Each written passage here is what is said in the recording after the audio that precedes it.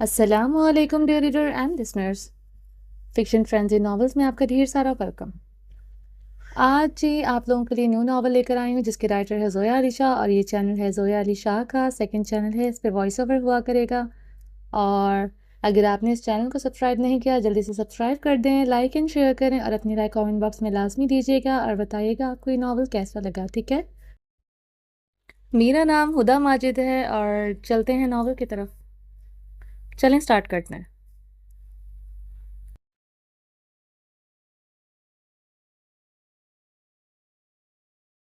اور بیبی مجھے دھمکی دے رہی ہو؟ بلاش کے چہرے پر شیطانی مسکراہٹ نمودار ہوئی تھی۔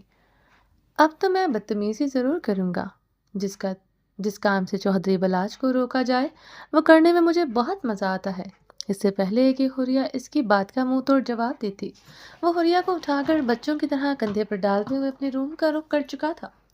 حوریہ کو بالکل اندازہ نہیں تھا کہ بلاش اس وقت ایسا کچھ کر سکتا ہے۔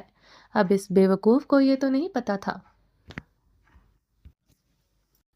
کہ اس کے آنے سے پہلے فون کر کے پوچھا تھا کہ پھپھو اور زمل گھر پہ ہے یا نہیں، اور بلاج یہ بات بخوبی جانتا تھا کہ اس وقت اس کی ماں اور بہن گھر میں موجود نہیں، دونوں بازار سے کچھ ضروری سامان لینے کے لیے گئی ہوئی تھی، اور ان کو گئے ابھی 10 منٹ بھی نہیں گزرے تھے کہ محترمہ تشریف لے آئے۔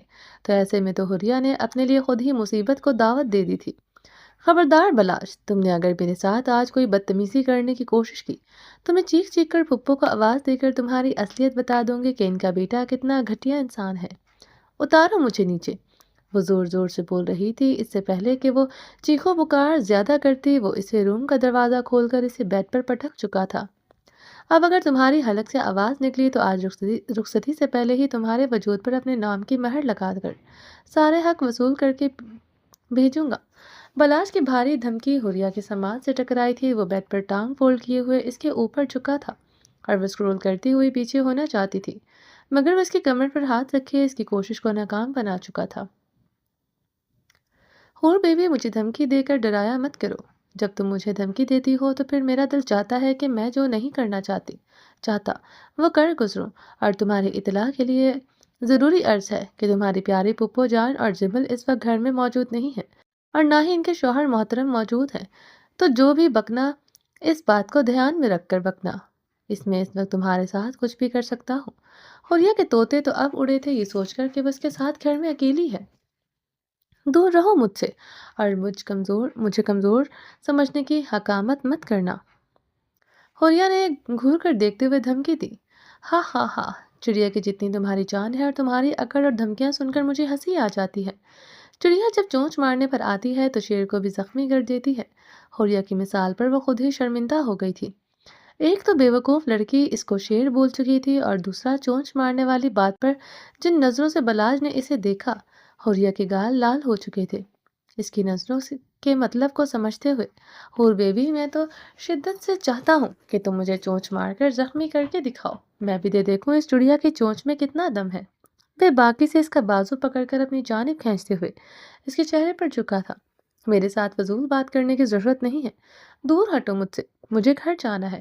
اس کے سینے پر ہاتھ رکھتے ہوئے اسے دھکا دینا چاہتی تھی، مگر وہ اس کے بازو کو کھینچتا ہوا جھٹکے سے خود پر بیڈ پر گرتے ہوئے اسے اپنے اوپر لے آیا تھا۔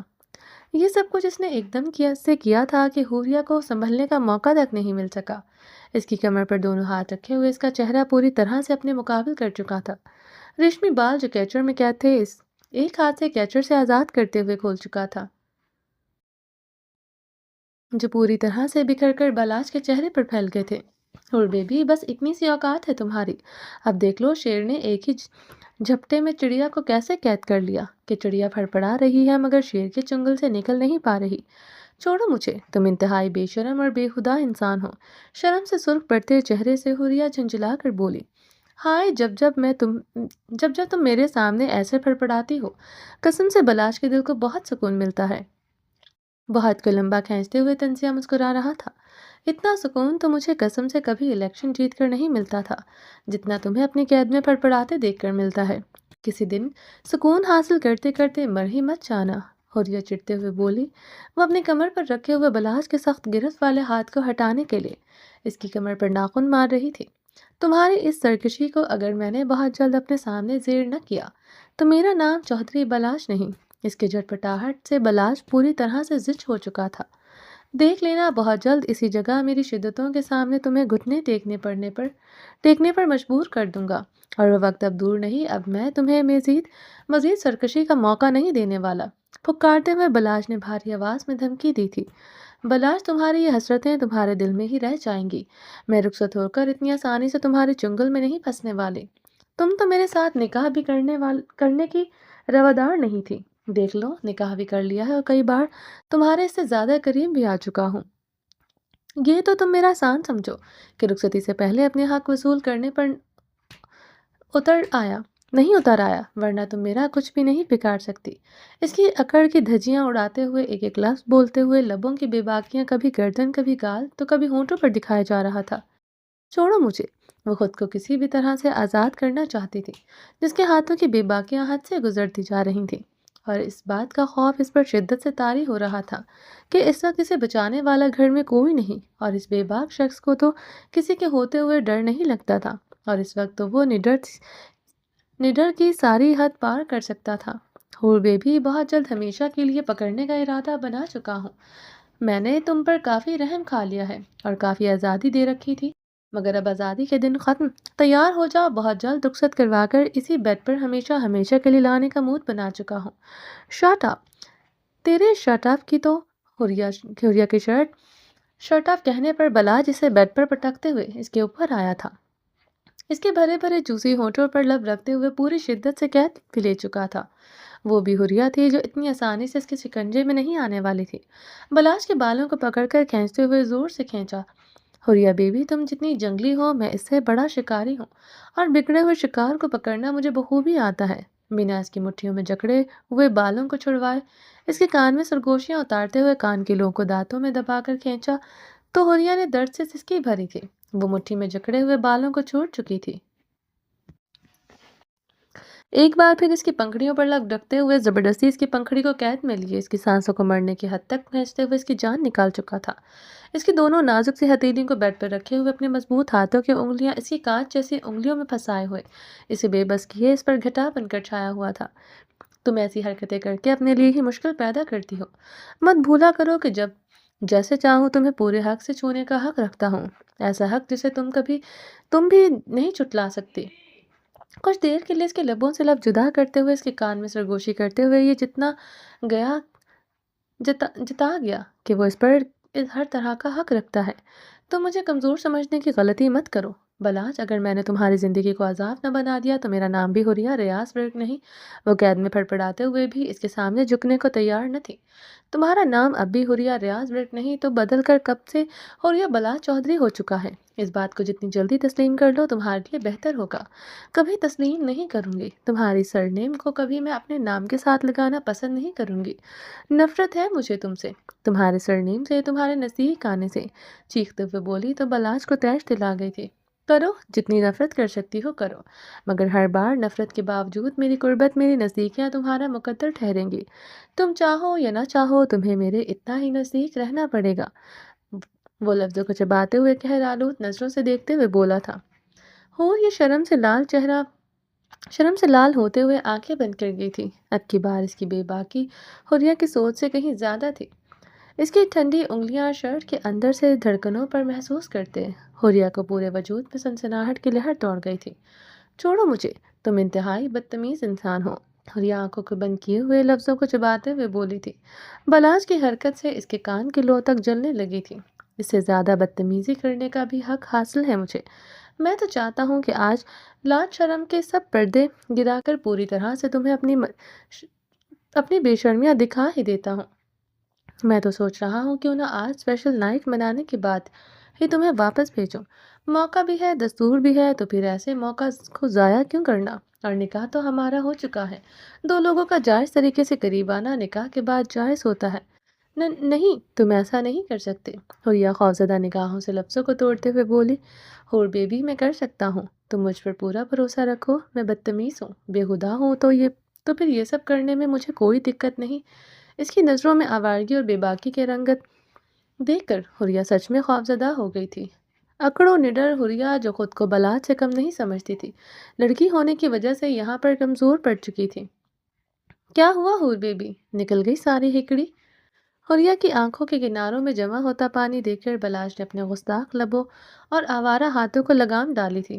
اسی لیے کہتا ہوں لڑکی ہو لڑکی کی طرح رہا کرو، مجھ سے مقابلے بازیاں کر کے کیوں خود کو مشکل میں ڈالتی ہو؟ حریہ کی آنکھوں میں نمی دے کر بلاش نے گرفت ڈھیلی کرتے ہوئے اس سے دوری اختیار کی۔ بلاش میں ہزاروں برائیاں تھیں مگر ایک ایسی برائی تھی جس کے وہ کبھی پاس سے بھی نہیں گزرا تھا۔ وہ کسی عورت پر زبردستی سے قابض ہونا گناہ سمجھتا تھا۔ پورا دن اس کا ایسے لوگوں میں اٹھنا بیٹھنا تھا جو عورتوں کو لباس کی طرح بدلتے ہوئے ان کو اپنی مستی کا سامان بنائے رکھتے تھے۔ ایسے دوستوں میں رہ کر یہی آفر بلاش کے لیے ہر وقت موجود ہوتی تھی۔ اس کے ایک اشارے پر ہر رات خوبصورت اور کمسن دوشیزہ اس کے لیے پیش کی جا سکتی تھی، مگر بلاش اس کام پر لعنت بھیجتا تھا۔ بلاش نے آج تک کسی عورت کو اس کی مرضی کے بغیر نہیں چھوا تھا۔ مرضی کے بغیر تو کیا اس نے کبھی کسی عورت کو اس کی مرضی سے بھی ہاتھ نہیں لگایا تھا۔ دل کھول کر شراب جیسے حرام نشے میں دھت رہنے کے باوجود وہ اپنے ہوش و حواس پر ہمیشہ قابو رکھتا تھا، مگر یہ بات صرف بلاش اور بلاش سے جڑے ہوئے بہت قریبی لوگ ہی جانتے تھے۔ زیادہ تر لوگ تو بلاش کو عیاش طبیعت ہی سمجھتے تھے، یہاں تک کہ بلاش کے خود کے گھر والے بھی اس کے بارے میں یہی رائے رکھتے تھے، اور یہی رائے حریہ بھی اس کے لیے رکھتی تھی کہ بلاش عورت باز مرد ہے۔ حالانکہ بلاش کے ہاتھوں نے بے باکیاں حور کے وجود پر ہی پہلی بار دکھائی تھی، وہ بھی اس لیے وہ اندر سے اس بات پر مطمئن تھا کہ وہ اس کا محرم ہے، وہ اس کے نکاح میں تھی، اس کی بیوی ہے، اس کے ساتھ بے باکیاں کرنے کا پورا حق رکھتا ہے۔ یہی سوچ کر وہ کئی بار حد پار کرتے ہوئے خماریاں دکھا جاتا تھا، مگر اس کی آنکھوں میں نمی دیکھ کر اس نے اپنے حق سے دستبردار ہوتے ہوئے کنارہ کشی اختیار کی تھی۔ آنکھیں صاف کرو، یہ ڈرامہ کر کے مجھے گلٹ فیل کروانے کی ضرورت نہیں، میں نے تمہارے ساتھ کچھ غلط کیا ہے، بیوی ہو تم میری، تمہیں چھونے کا حاصل کرنے کا پورا حق ہے مجھے، تو پھر یہ آنسو کس لیے؟ بلاش کے لہجے میں سختی اور آنکھوں میں لالی اتری تھی، اس کا سرخ سفید رنگ مزید گہرا ہوا تھا۔ حریہ بنا اس کی بات کا جواب دیے جلدی سے کپڑوں کو ٹھیک کرتے ہوئے بیڈ سے اتر کر فرار ہونے کے لیے 100 کی سپیڈ سے بھاگی تھی۔ ایک بار پھر بھول گئی کہ مقابل چودھری بلاش ہے جو اس سے کہیں زیادہ پرتیلا اور حاضر دماغ تھا۔ اس کے ارادے کو بھانپتے ہوئے اس کی کلائی کو پکڑتا ہوا جھٹکے سے کھینچ کر اسے واپس اپنے قریب کر چکا تھا۔ اس کی پشت پر چوڑا سینہ رکھتے ہوئے اس کی گردن پر لب رکھ کر لبوں کا نرم گرم لمس چھوڑا تھا۔ حور بیبی تیار ہو جاؤ میری قربت کی شدتوں کے لیے، تم سے دور رہنا مشکل ہوتا جا رہا ہے، جب جب قریب آتی ہو میرے اندر کے پورے سسٹم کو ہلا کر چلی جاتی ہو، اب اس سے زیادہ تحمل کا مظاہرہ نہیں کر سکتا۔ انتظار کرنا، آج کل میں تمہاری پیاری پھوپھی جان رخصتی کی بات کرنے پہنچ جائیں گی۔ سخت داڑھی اس کی مخملی پھولی ہوئی گال کے ساتھ رف کرتے ہوئے اسے سسکنے پر مجبور کر چکا تھا، اور یہ بھاگنے والا شوق ختم کر کے آنا، جتنی جلدی خود کو میرے سامنے گھٹنے ٹیکنے پر آمادہ کر لو گی تمہارے لیے بہتر ہوگا۔ تمہاری اکڑ کے علاوہ چودھری بلاش کو تم میں ہر چیز ہر ادا پسند ہے۔ حور بیبی، بس یہ اکڑ اپنے بھائیوں کے گھر چھوڑ کر آنا، ورنہ خود کو انجام کے لیے تیار کر کے آنا، دونوں آپشنز تمہارے پاس موجود ہیں۔ مغرور لڑکی، ایک بات اور سوچ لینا، آج تو تمہارے پاس راہ فرار کا راستہ موجود ہے، مگر رخصتی کے بعد نہ تو تمہارے یہ آنسو مجھ پر اثر انداز ہوں گے اور نہ ہی راہ فرار کے دروازے تمہارے لیے کھلے رکھوں گا، تمہارا ہر راستہ میری قربت تک آ کر ہی ختم ہو جائے گا۔ سرگوشیوں میں ہلتے ہوئے لب اس کی گردن پر لمس بکھیر رہے تھے، سخت داڑھی کے چبھن اس کی مخملی گالوں سے گردن پر محسوس کرواتے ہوئے اس کے پورے وجود میں سنسناہٹ بھرے ہوئے تھا۔ حریہ کی سانس پھولنے لگی تھی بلاش کی پڑتی گرم سانسوں سے لبوں کے نرم لمس محسوس کرتے ہوئے۔ کیوں مقابلے بازی پر اتر کر زندگی کو مشکل بنانا چاہتی ہو؟ مجھے شوہر بن کر اپنی سانسیں چرانے دو، بدلے میں بیوی بن کر پورے حق سے میری سانسوں کو مہکانا۔ بلاش کی آواز میں خماری کا جہاں آباد تھا۔ مجھے تم پر کوئی حق نہیں چاہیے، مجھ سے دور رہو، مجھے جینے دو، مجھے کل بھی تم سے نفرت تھی، آج بھی تم سے نفرت ہے۔ اور بیبی، کسی غلط فہمی میں مت رہنا، میرے اندر بھی کوئی جذبات نہیں ہے تمہارے لیے، بس کیا کروں، مرد ہوں، اپنی فطرت سے مجبور ہو کر تمہیں غربت میں لانے کے لیے کچھ ڈائلاگ بول دیے، اب تم ان کو زیادہ ذہن پر سوار کر کے کسی خوش فہمی میں مبتلا مت ہو جانا۔ کچھ لمحے پہلے شہد سے بھرے الفاظ بول رہا تھا، دو ہی جملوں میں حریہ کی روح تک کو جلا کر بھسم کر چکا تھا۔ جب تمہارے دل میں میرے لیے کوئی جذبات نہیں ہیں تو پھر کیوں میری جان کا عذاب بنے ہوئے ہو؟ جینے دو مجھے۔ حریہ لڑکی تھی جو نہ تو اس وقت بلاد سے پیار کرنے کا سوچ سکتی تھی، کیونکہ اس شخص سے اسے ہمیشہ سے چڑ اور نفرت تھی، اور نہ ہی اس کے منہ سے اپنی تذلیل سن کر برداشت کرنے کی ہمت تھی۔ اس میں وہ اب بھی اس کی پشت پر سینہ رکھے ہوئے اپنے مضبوط دونوں ہاتھ اس کے پیٹ پر باندھے ہوئے تھا۔ اس کے دونوں ہاتھوں کو اپنے سخت ہاتھوں کے نیچے دبائے پن کیے کھڑا تھا، سخت بیئرڈ والی تھوڑی کو اس کے کندھے پر رکھے ہوئے سرگوشیاں اتارتے جا رہا تھا۔ جی لو اگلے کچھ دن زندگی کے، اس کے بعد تو تمہیں سانس تک لینے کی مہلت نہیں دوں گا۔ سانس تو تب لوگی جب میں تمہیں ایک پل کے لیے بھی اپنی غربت سے رہائی دوں گا۔ ہر رات کو تمہاری اکڑ کو توڑتے ہوئے تمہاری سانسوں سے زیادہ نزدیک ہو کر تمہیں احساس دلاؤں گا میں تمہارا شوہر ہوں، اور ہر طرح سے خدا نے مجھے تم سے اعلیٰ بنایا ہے۔ ہر رات تمہیں یہ احساس دلاؤں گا کہ میرا حکم ماننا تم پر فرض ہے۔ ہر لمحہ ہر پل تمہاری سانسوں پر قابض رہوں گا۔ تم آج جتنا مجھ سے دور بھاگتی ہو، کل تمہارے پاس بھاگنے کا موقع نہیں ہوگا۔ ہر رات تم میرے لبوں کا لمس دھڑکنوں پر محسوس کر کے تڑپو گی۔ میں راحت محسوس کروں گا۔ تمہیں نہیں پتا کتنی شدت ہے میرے اندر تمہارے قربت کے لیے، جس سے تم نفرت کرتی ہو۔ جب اس کی قربت سے ٹوٹ کر اسی کے ہاتھوں میں بکھرو گی، مجھے انتظار ہے اس وقت کا۔ ہر رات ان گلابی ہونٹوں سے نمی چرا کر تمہاری سانسوں کو پیا کروں گا، اور تم میرا کچھ بھی نہیں بگاڑ سکو گی۔ نچلے ہونٹ کے کناروں کو پکڑ کر دو انگلیوں سے مسلتے ہوئے حریہ بلاج کی حرکات پر کان کی لو تک سرخ ہوئی تھی۔ حریہ نے بلاج کو آج جتنا سمجھا تھا، بلاج اس کی سوچ سے کہیں زیادہ بے باک سوچ کا مالک تھا۔ بلاج کا فون مسلسل بج رہا تھا۔ تھوڑی سی گرفت ڈھیلی کرتے ہوئے اس نے فون پاکٹ سے نکال کر کان کو لگایا۔ تھوڑی سی گرفت ڈھیلی ہوتے ہی حریہ کو موقع ملا اور بلاج کو زور سے دھکا دیتی ہوئی تیزی سے دروازہ کھول کر فرار ہو چکی تھی۔ فون تو فوراً وہ غصے سے دو جواب دے کر بند کر چکا تھا۔ سارے ماحول کا ستیہ ناش کر دیا تھا فون کرنے والے نے۔ دیکھتا ہوں حور بیبی کب تک مجھ سے دور بھاگتی ہو۔ پتہ نہیں تمہیں ڈر کس چیز کا ہے۔ وعدہ کرتا ہوں حق سے زیادہ حق وصول نہیں کروں گا، مگر بلا چودھری کو تمہارے نازک جان آسانی سے برداشت نہیں کر سکے گی، اس بات کا پورا یقین ہے مجھے۔ وہ شرارتی لبوں سے اپنے بالوں میں انگلیاں پھیرتے ہوئے سوچ کر مسکرایا تھا۔ آصف کب تک منت مجھے یوں ہی نظر انداز کرتی رہے گی؟ مجھے بہت تکلیف ہوتی ہے جب میری بیٹی مجھے اگنور کر کے گزر جاتی ہے۔ وہ ایسے پریٹینڈ کرواتی ہے جیسے مجھے جانتی ہی نہیں۔ عافیہ روتے ہوئے آصف کے سینے پر سر رکھے ہوئے شکوہ کر رہی تھی۔ افی اتنی جلدی تم نے ہمت ہار دی؟ تھوڑا سا پیچھے جا کر منت کے دل کی کیفیت کو سمجھنے کی کوشش کرو۔ جب تم یہی سلوک منت سے کرتی تھی تو وہ ہماری بیٹی کے دل پر کیا گزرتی ہوگی؟ آصف اس کے بالوں میں پیار سے انگلیاں پھیرتے ہوئے منت کے دل کا حال بتا رہا تھا۔ جانتی ہوں، اس نے بہت غلط کیا، اس کی سزا بھگت رہی ہوں۔ آج آپ نے دیکھا تھا نا جب ناشتے کی ٹیبل پر کتنے پیار سے اپنے ہاتھوں سے منت کے لیے ناشتہ بنایا، مگر اس نے میرے ناشتے کی پلیٹ کو کس طرح سے ناگوار نظر سے دیکھا اور ٹیبل پر دھکیل کر دور کر دیا، اور ایسا ایک بار نہیں کئی بار وہ کر چکی ہے۔ میری محبت سے بنائے ہوئے کھانے کو وہ ہاتھ تک نہیں لگاتی۔ وہ اپنی سانس اپنی تائی سریا کے ہاتھ سے لے کر خوشی خوشی کھا لیتی ہے، مگر میری دی ہوئی پلیٹ کو وہ خوف سے ہاتھ سے دور ہٹا دیتی ہے۔ میں جانتی ہوں سریا کبھی حریہ اور منت فجر میں فرق نہیں کیا، مگر میں کیا کروں؟ میری اندر کی تڑپتی ہوئی ممتا اس وقت بہت تکلیف میں ہے۔ جب میری بیٹی مجھ سے زیادہ اسے اہمیت دیتی ہے، نہ چاہتے ہوئے بھی میرا دل جلتا ہے۔ ایک بیٹی تو خدا نے چھین لی، اور دوسری میرے پاس ہوتے ہوئے بھی میرے قریب نہیں آنا چاہتی۔ میں ہر پل اسے دیکھ کر عزیز سے گزرتی ہوں، جبکہ میں جانتی ہوں اس میں میرا ہی قصور ہے۔ منت کو اس مقام پر لانے میں لانے والی خود ہوں۔ عافیہ اس کی آنکھوں کے کناروں میں پانی بھرتے لگا تھا۔ یہ وہ شکوہ تھا جواب جو اب روز عافیہ آصف سے کرتی تھی، اور آصف روز اسے سمجھانے کی کوشش کرتا تھا کہ کچھ چیزیں وقت پر چھوڑ دینی چاہیے۔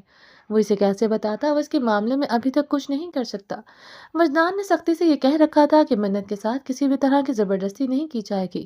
کل تو وجدان نے سختی سے اپنے چچا سے یہ بات کہی تھی کہ میری بیوی کو میں نے بہت مشکل سے ڈپریشن سے نکالا ہے، تو پلیز برائے مہربانی اسے ان باتوں سے، ان چیزوں سے دور رکھا جائے جو چیزیں اسے تکلیف پہنچاتی ہے۔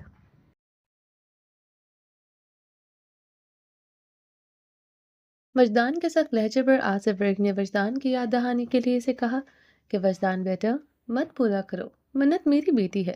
یہ کہتے ہوئے آنکھوں میں شکوہ مگر لبوں پر ستائشی مسکراہٹ تھی۔ وجدان اپنے چچا کی بہت عزت کرتا تھا۔ شرمندہ ہوا تھا وہ اپنے الفاظوں پر، اور سوری بھی کہہ رہا تھا، مگر جاتے ہوئے پھر بھی یہ بول کر گیا کہ پلیز چچا جان، میں معذرت کے ساتھ اب بھی اپنی کہی ہوئی بات پر قائم ہوں۔ کہ منت کو کسی طرح کا اسٹریس نہیں ہونا چاہیے۔ آپ بھی جانتے ہیں کہ میں نے منت کو بہت مشکل سے اس صدمے سے باہر نکالا ہے، اور آصف ورک کو وجدان کی کہی ہوئی کوئی بات غلط نہیں لگی تھی۔ منت اپنی دماغی توازن کو کھونے کی حد تک اسٹریس کی دنیا میں چلی گئی تھی۔ اگر وجدان جیسا ہم سفر اس کے پاس نہ ہوتا تو شاید آج آصف منت کو بھی کھو چکا ہوتا۔ یہ وجدان ہی تھا جس نے اپنا کام چھوڑ کر پوری توجہ منت پر دی تھی، اور اپنی بے انتہا محبت کے واسطے دے کر اسے زندگی جینے پر مجبور کیا تھا۔ اب کہیں جا کر منت زندگی کی طرف واپس لوٹنے لگی تھی، تو ایسے میں وہ کیسے منت پر دباؤ ڈال کر اسے واپس انہی حالات میں پہنچا دیتا؟ عافیہ پلیز خود کو سنبھالو اور یوں رو کر میرے لیے آزمائش مت کھڑی کرو۔ تم اچھی طرح سے جانتی ہو کہ تمہیں روتا ہوا دیکھنا میرے لیے بہت مشکل ہے، اور دوسری طرف وجدان نے سختی سے کہا ہے کہ منت کو کوئی پریشانی یا ذہنی سٹریس نہیں دینا۔ میں جانتا ہوں کہ تم منت سے بات کر کے اپنا دل ہلکا کرنا چاہتی ہو، مگر میں چاہ کر بھی فی الحال منت کو کچھ نہیں بول سکتا۔ ہم اس حقیقت سے اچھی طرح سے واقف ہیں کہ منت بہت زیادہ برے وقت سے گزری ہے۔ ایک طرف تو اس نے اپنی بہن کو کھو دیا ہے، اس صدمے سے وہ ابھی تک باہر نہیں آ پائی، اور آج بھی یہ بات ماننے کو تیار نہیں کہ فجر اس دنیا میں نہیں رہی۔ ڈاکٹر نے اسے سٹریس لینے سے سختی سے منع کیا ہے۔ ہمارے پاس سوائے صبر کے اور کچھ نہیں ہے۔ انشاءاللہ یہ وقت کے کالے بادل چھٹ جائیں گے اور وہ روشنی کا سورج ضرور نکلے گا۔ اسے پیار سے سمجھا کر بالوں میں انگلیاں پھیرتے ہوئے بچوں کی طرح سلانے کی کوشش کر رہا تھا۔ آصف جانتا تھا کہ اگر عافیہ زیادہ سٹریس لے گی تو اس کا بھی بی پی شوٹ ہو جائے گا۔ اس وقت وجدان اور آصف دونوں سسر اور داماد، چچا اور بھتیجے ایک جیسے ہی حالت تھی۔ دونوں اپنی بیویوں سے بے انتہا پیار کرتے تھے۔ دونوں ہی اپنی بیویوں کو ڈپریشن کی دنیا میں نہیں جانے دینا چاہتے تھے۔ عشق ایسی چیز ہے کہ عام سے انسان کو بھی صبر و تحمل کا پیکر بنا دیتا ہے۔ جب بات یار کی زندگی کی ہو تو عاشق کو سولی پر بھی لٹکا دیتا ہے، چاہے لاکھ درد ہو اپنے دل کے اندر، مگر یار کی خاطر عاشق کے چہرے پر خوشی سجا لیتا ہے۔ زندگی بے رنگ اور بے معنی ہو چکی تھی، کچھ نہیں تھا فجر کے پاس کرنے کے لیے۔ سارا دن خالی نظروں سے چھت کو گھورتے رہنا، دیواروں کو دیکھتے رہنا، اور جب تھک جاتی تو اٹھ کر اس چار دیواری سے بنے ہوئے کمرے کے اندر چلتے ہوئے خود کو محسوس کروانا کہ وہ زندہ ہے۔ اس کے سوا اس کی زندگی کا کوئی مقصد نہیں تھا۔ کون سا دن تھا، کیا تاریخ تھی، کچھ بھی نہیں جانتی تھی۔ اس کی زندگی وقت ایک ہی جگہ پر رک کر قید ہو چکا تھا۔ 5 وقت کی نماز پڑھنا اور اس کے بعد قرآن پاک پڑھ کر دل کو سکون پہنچا لیتی تھی، اور کچھ آنسو اپنے رب کے سامنے بہا کر دل کو ہلکا کر لیتی، اور اس کے دل کو سکون آ جاتا کہ کوئی ہے جو اس کی بات سن سکتا ہے، کوئی ہے جو اسے 70 ماؤں سے زیادہ پیار کرتا ہے۔ بس اس امید پر زندہ تھی کہ کبھی تو وہ ہستی جو اس سے ماں سے زیادہ پیار کرتی ہے اس کی دعائیں سنے گا اور اس کی مشکلیں آسان ہو جائیں گی۔ براق نے اپنا وعدہ اس نے کبھی فجر کو مار کر اذیت نہیں دی تھی، مگر اس کے پاس فجر کو ٹارچر کرنے کے لیے اور بھی بہت طریقے تھے۔ پوری رات اس شخص کی باہوں کے حصار میں گزارنا جس سے وہ نفرت کرتی تھی، یہ کسی اذیت سے کم نہ تھا۔ سانس لینے تک کی مہلت اسے نہیں دی جاتی تھی، وہ چاہ کر بھی اپنی مرضی سے کروٹ نہیں لے سکتی تھی۔ براق کو سخت ناپسند تھا کہ وہ اس کی طرف پیٹ کر کے سوئے۔ وقت اور حالات کے ہاتھوں سے مجبور فجر پر سخت شدتوں کو ہر رات سہنا لازم تھا۔ ہر رات اسے موت کی طرف محسوس ہوتی تھی۔ فرق صرف اتنا تھا، موت میں ہمیشہ کے لیے سانسیں چھین لی جاتی تھی، مگر یہاں پر ہر رات اسے جینے کے لیے خود سے نفرت کرنے پر وہ شخص مجبور کر دیتا تھا۔ اس کے وجود پر اپنی شدتوں کے رنگ بکھیرتے ہوئے کبھی اس کی مرضی نہیں پوچھی جاتی تھی، اس کو اپنی پراپرٹی سمجھ کر صرف اس پر حق جمایا جاتا۔ سخت جان براق کے لیے کیا دن اور کیا رات، اسے کوئی فرق نہیں پڑتا تھا۔ 2 مہینے گزرنے کے باوجود اس شخص کی جنونیت میں کوئی کمی نہیں آئی تھی۔ اس کی جان تو اس وقت چھوٹتی تھی جب وہ کمرے سے باہر جاتا۔ شروع میں تو 24 گھنٹوں وہ اس کے سر پر سوار رہتا تھا۔ ایسا وقت لے آتا تھا کہ فجر اپنے مرنے کی دعائیں کرتی تھی، مگر اب وہ کافی دیر تک روم سے غائب رہتا تھا۔ اس گھنے جنگل میں وہ کون سا کارنامہ سر انجام دینا چاہتا تھا، یہ تو وہ نہیں جانتی تھی، مگر اکثر وہ سارا دن بھی کمرے سے غائب رہتا تھا، اور کمرے میں آتے ہی اس کی جان کا عذاب بن جانا اس کا فیورٹ مشغلہ تھا۔ اس روم میں نہ ہونے کے باوجود فجر کے دماغ پر اس کا خوف ہمیشہ طاری رہتا تھا۔ اس دن بلیڈ والی حرکت کے بعد تو فجر اس قدر اس شخص سے خوفزدہ ہو چکی تھی کہ اس نے مزاحمتیں تک کرنا چھوڑ دی تھی۔ مگر اس کی نازک جان تھک چکی تھی اس شخص کی ہر رات کی شدتوں کو سہتے سہتے۔ وہ فولاد کی طرح سخت جان اور پہاڑ کی طرح مضبوط تھا۔ کبھی کبھی تو فجر کو براق اپنے کسی گناہ کی سزا لگنے لگتا تھا، ایک ایسی سزا جو کبھی ختم ہونے کا نام ہی نہیں لے رہی تھی۔ گھنے جنگل میں جانوروں کی آتی ہوئی آوازیں ہمیشہ اسے خوف میں مبتلا کر رکھتی تھی۔ اسے ہمیشہ ایسے لگتا تھا کہ کھڑکی یا دروازہ توڑ کر کبھی بھی کوئی جانور اندر آئے گا اور اسے کھا جائے گا، اور وہ کبھی اپنے پیاروں سے، اپنے گھر والوں سے نہیں مل سکے گی۔ آج بھی وہ صبح سے گیا ہوا تھا اور ابھی تک لوٹ کر نہیں آیا تھا۔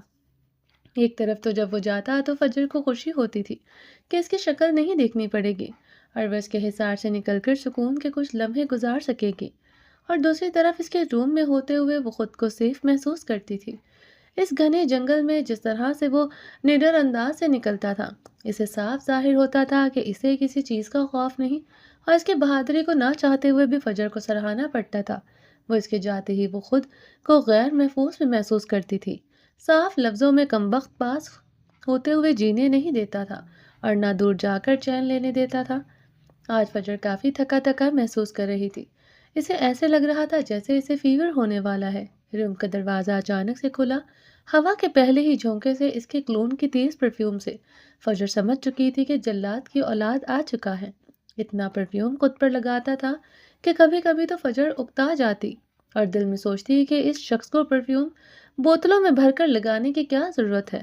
پرفیوم کا ڈرم لے اور اس میں روز نہا لیا کرے۔ اسے پرفیوم شاید بہت زیادہ پسند تھا، اتنا پسند کہ ایک پرفیوم سے تو اس کو صبر نہیں آتا تھا۔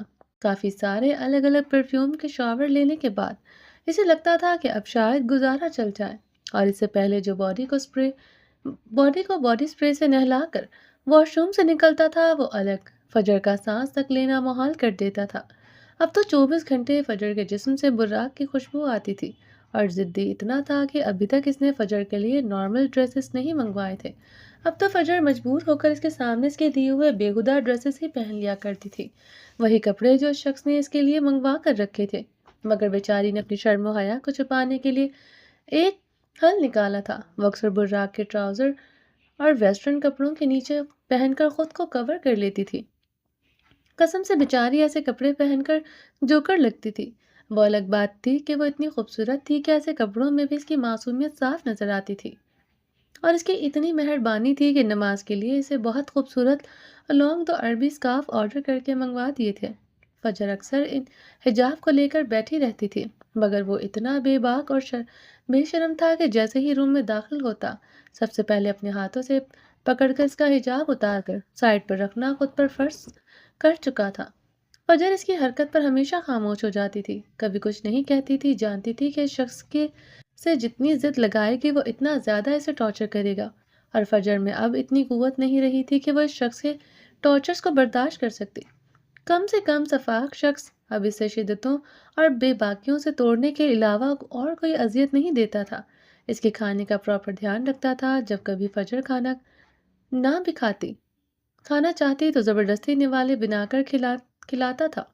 اس شخص کے کتنے روپ تھے فجر کو اب تک سمجھ نہیں آیا تھا۔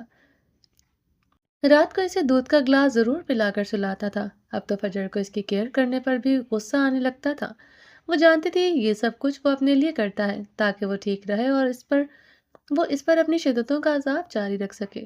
آتے ہی بنا فریش ہوئے اس کے اسکارف کو اتارتا ہوا اس کے اوپر ڈھیر ہونے لگا تھا۔ منہ سے آتی تیز بدبو بتا رہی تھی کہ روز کی طرح شراب کے نشے میں دھت ہو کر واپس لوٹا ہے۔ فجر کے جسم میں شدید درد تھا اور فیور محسوس کر رہی تھی۔ آج تو وہ جھنجھلا گئی تھی اس کی قربت کا سوچ کر۔ صبح کو اچھا خاصا اس کی جان کا عذاب بننے کے بعد ہی تو وہ روم سے گیا تھا، اور واپس آتے ہی ٹون پھر سے خراب تھی۔ خدا کا واسطہ ہے تھوڑا ترس کھا لیا کرے مجھ پر، میری طبیعت ٹھیک نہیں ہے۔ وہ جھنجھلاتے ہوئے آج بہت دنوں کے بعد مزاحمت میں کوئی لفظ بولی تھی۔ ہا ہا ہا۔ اس کی جھنجھلاہٹ اور بے بسی کو دیکھ کر براق کا زوردار قہقہ روم میں گونجا تھا۔ اف فجر رانی، تھوڑا اور تڑپو، تمہارے تڑپنے سے قسم سے بہت سکون ملتا ہے۔ اس کے چہرے پر جھکا ریشمی بالوں کو کانوں کے پیچھے کرتے ہوئے گرے آنکھوں سے گھورتا خماردار لہجے میں کہا، فجر جب تم میرے سامنے بے بس ہوتی ہو میرے دل کو سکون کی بہت تسکین ملتی ہے۔ کیوں کرتے ہیں آپ میرے ساتھ ایسا؟ بیوی ہوں میں آپ کی۔ جانتا ہوں ڈارلنگ، اسی لیے تو اپنے جائز حقوق لینا چاہتا ہوں۔ پھر تم مزاحمتیں کھڑی کیوں کر رہی ہو؟ بیوی صرف حقوق کے لیے نہیں ہوتی۔ اوہو، اچھا، اور کس لیے ہوتی ہے؟ بیوی کی عزت بھی کی جاتی ہے، پیار بھی کیا جاتا ہے۔ اچھا جی، مگر میں کیا کروں؟ عزت والا فیچر میرے اندر ہے ہی نہیں۔ ہاں، مگر جب حقوق حاصل کروں گا تو پیار بھرپور دوں گا، ہمیشہ کی طرح کوئی کمی باقی نہیں رہنے دوں گا۔ اب کی باتوں کو اور ہی اس کی باتوں کو اور ہی رنگ دیتا ہوا اس کے الفاظوں کی توہین کر رہا تھا۔ آپ کو پتہ ہے، ایسے جملے بول کر آپ میری توہین کرتے ہیں۔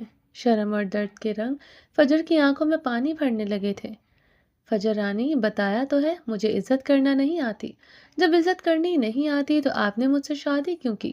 ڈارلنگ، تڑپانے کے لیے، اور دیکھو کتنا اچھا تڑپا رہا ہوں۔ بنا ہاتھ اٹھائے ہر روز تمہیں تڑپنے اور رونے پر مجبور کر دیتا ہوں۔ کہاں ملے گا تمہیں اتنا اچھا شوہر؟ اس کے بالوں میں چہرہ چھپاتے ہوئے وہ ایک بار پھر سے لفظوں سے اس کے کردار کی توہین کر رہا تھا۔ وہ اس کو کیسے بتاتا ہے کہ اس کے قریب آتے ہی اس کی نازک جان پر رحم کھانا چاہتا ہے، مگر ہمیشہ کی طرح اپنے ہی ارادوں کو توڑتے ہوئے اس کے سانسوں کے قریب ہو جاتا ہے۔ مشکل تھا اس کے لیے اس لڑکی سے دور رہنا، اس براق کے لیے مشکل تھا جو ہر فیصلے پر اٹل رہتا تھا۔